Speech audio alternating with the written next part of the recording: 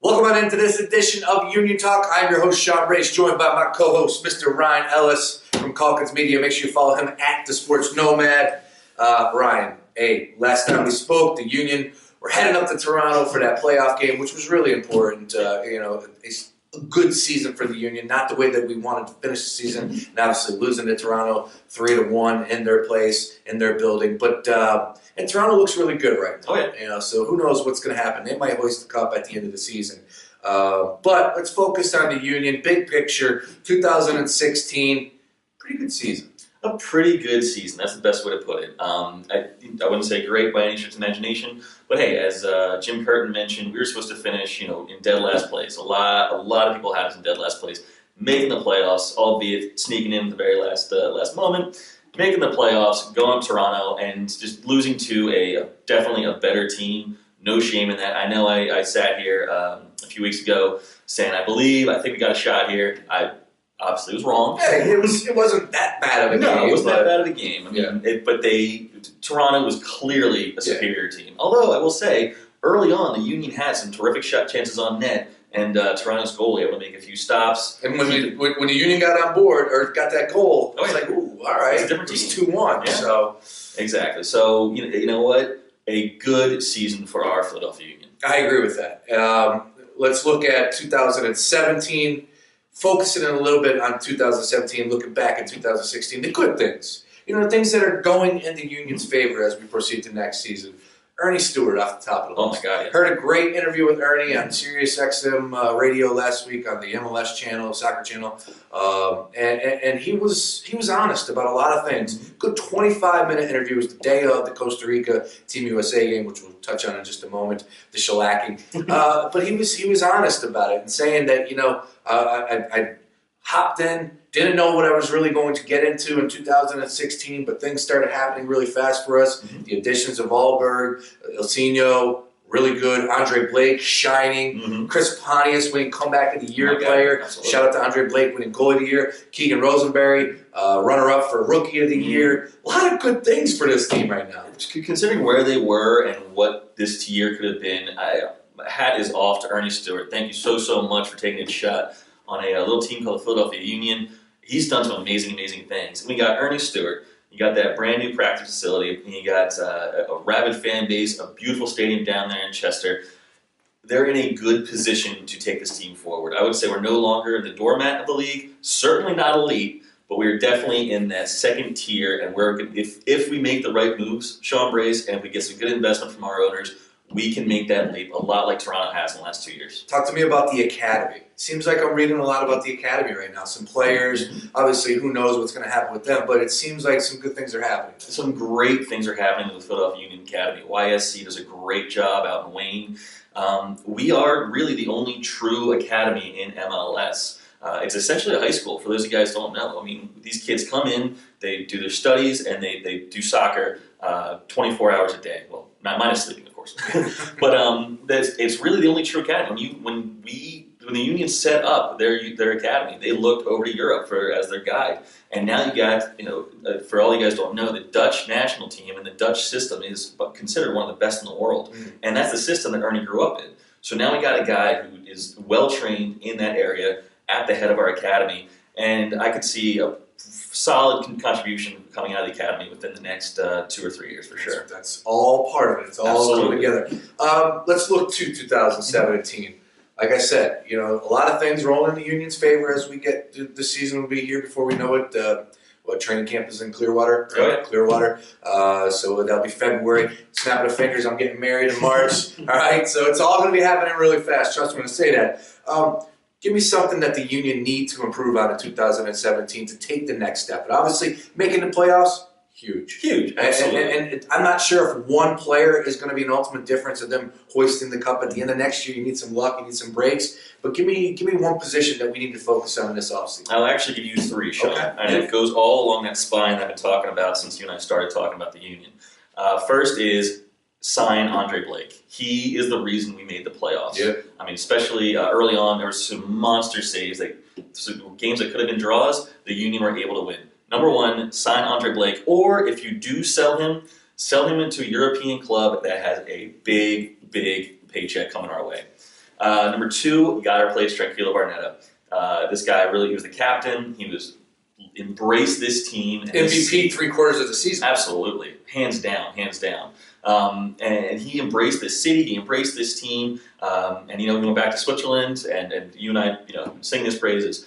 Got to replace him. And I'm not sure Brian Carroll is the answer. I think the getting up there in age a little bit. I like the guy. He's a class act in every respect of the way, or every sense of the word. Mm-hmm. But we gotta find a better replacement. Absolutely. And finally, if you look at Toronto, use Toronto as the model. When Giovinco was brought in from Juventus, it completely changed. It wasn't Josie. It wasn't Michael Bradley. It was that consistent scorer. Whenever he's on the field and whenever the ball's at his feet, he was able to make something happen, be it an assist or a goal.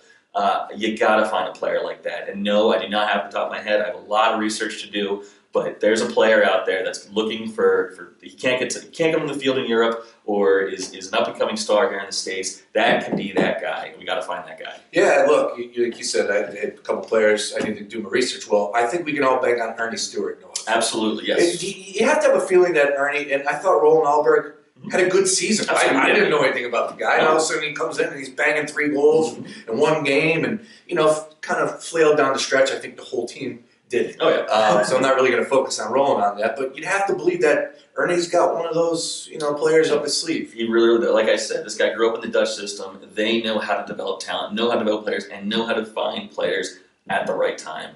And so there's someone in Ajax, there's someone at PSV, there's someone in potentially the Willem too, who's my Dutch squad, that might be able to come over to the U.S. and really make an impact. Told you, my man knows soccer, global. I was happy to see Jim Curran return. I was happy to not even hear any words about it, to tell you the truth. And Jim deserves a lot of credit because at the beginning of this season, nobody was talking about playoffs. Everybody was talking about, just a solid season. Yeah, it's going to be a step in the stone. We'll see what we have in 2017. And all of a sudden they come in, bust on the scene, made the playoffs. So I thought Jim Curran, absolutely, nobody needs to even say a word about him. And I really do feel like next year's going to be different. I feel the same way as well.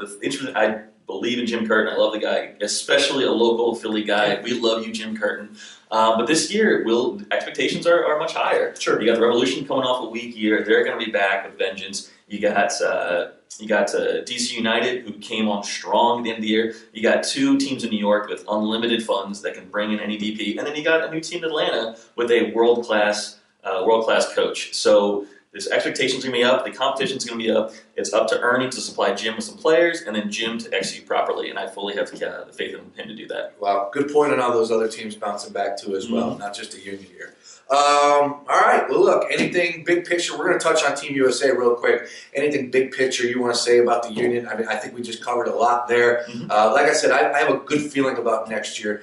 I really look forward to seeing what the academy is able to develop. The training facility that I toured was top notch, and we're a big market. We're a big market. I understand that the stadium is out there in Chester, and that's a little tough pill for people to swallow, but it's a beautiful, beautiful stadium, great fan base. So there's a lot of things that are moving in the Union's favor this year. I really do feel like next year's going to be. I think so too, and I think that ownership has finally realized the potential of this club. I think it kind of was a toy for them for a while, if I'm being completely honest, and now they see that it actually can. Not only can it produce money, but it can produce a really great time as well, and I think that they're going to be further committed. Hopefully that results in a DP signing. Gotta love it. All right, let's touch on Team USA. Before you walked in the house to do the show right now, I just actually went online. I was reading some stuff about Jurgen. Jurgen Klinsmann, I guess, comes out over the weekend and says, Team USA will 1,000% advance. I'm a little nervous. I don't know about everybody else. And quite frankly, when you get smoked 4-0 like they did, and I get Costa Rica had never won, the qualifying match, all that, tough place to play. I get all that. They looked terrible. Putrid. They looked terrible. Really, really bad. Yeah. Dangerously bad. That team doesn't deserve to advance if that's the way they're going to play. Right. So I know we got other matches and all that, but the tough, heartbreaking loss to Mexico on the header and the set piece in the 89th minute up there in Columbus can't happen. Nope. Miscommunication, whatever. I thought Mexico's got some ball players. Good squad. But that 4-0 Costa Rica match, I mean, that can't happen. No, that can't happen. Now you're -5 total, which is a tiebreaker, is a goal differential, which is not good at all. And you got to go to the Azteca. You got to go to Mexico in June, a very hot month. It's because their Monday Night Football game is there tonight. It's 2,000 feet higher than Mile High Stadium. I did not realize that. I knew it was high, didn't know it was that high. So, essentially, we're 0-3. So you really got to win the games you got to win. The Trinidad and Tobago's of the world. You've got to win that game. You got to win Costa Rica at home. You got to win those games. If they can do the bare minimum, they still should sneak into that 4th playoff spot, which then we get a head-to-head against the representative from the 5th place team in South America. I believe is how that works. It might be Oceania this year. I'll have to check that out. So if you can just do the bare minimum, you still have a good road to the World Cup. Hopefully you can get in the top 3 with the automatic berth. Still, the road is still there. They cannot play like that anymore. I don't think that firing the coach is the answer. No. We're with Jurgen through 2018, guys. We're with Jurgen. Get behind him, and let's hope for the best, because a World Cup without the U.S. would be pretty. I mean, we've come so far in this country. Disasters. Yeah, It felt like watching a team, like the highlights from a USA team in the 80s, the Costa Rica match. Yeah. But I believe they can still do it. Is there anything positive from the Mexico game? No, there's nothing really positive. Is there any one player, one design, anything that, I know that Jurgen kind of played some, he tricked around a little bit with the lineup, and anything that positive that you can give us from those 2 games? No, not at all. No. If anything, hopefully this exposes that some of the older players maybe need to be rotated out. Which people have been saying for the last 2 years Exactly. Some great guys, some great memories for the U.S. men's national team, but it may be time to rotate. That's when you look at championship national teams, that's the pattern. Yeah. Guys don't stick around the national team very long. The fact that Clint Dempsey's going on potentially his 4th World Cup. I know he's hurt right now, but that doesn't happen in other countries. So it might be time to get some fresh blood in there. Yeah, and Clint's the one that I would make the argument for. Right, exactly. Like Michael Bradley, I've had enough. Me too. I've had enough. Yeah, against the Union, he's great, but you put him in a big spot. MLS. Yeah, exactly. And no disrespect, but just being realistic. Absolutely. All right, well, good stuff as always, Ryan. I had a blast. This is great, man. For the first season for UnionTalk, we got a lot of good responses out there, and it's only going to get bigger. Looking forward to next year. Next year, yeah. I think we're going to do a season preview in about January. We've got some great partnerships coming up. We got some potential sponsors we're excited about. We've got distribution more than we know what to do with. It's going to be a fun year in 2017. And you know what? I'm with John Oliver. I'm so over 2016. Me too. Me too. So over. We won't use that 4-letter word. No, we're not. See you later in 2016. Let's move on to 2017. Dude, I can't wait for next year. Union definitely stepped up this year. It was fun. We're going to be doing a lot more, and we're going to expand a little bit. We're going to get some interviews. We're going to go on the road. We're going to have a lot of fun next year. So looking forward to it. Thank you to everyone watching for another edition of UnionTalk for the first season. Ryan Ellis, Sean Brace, thank you very much. We'll talk to you next year.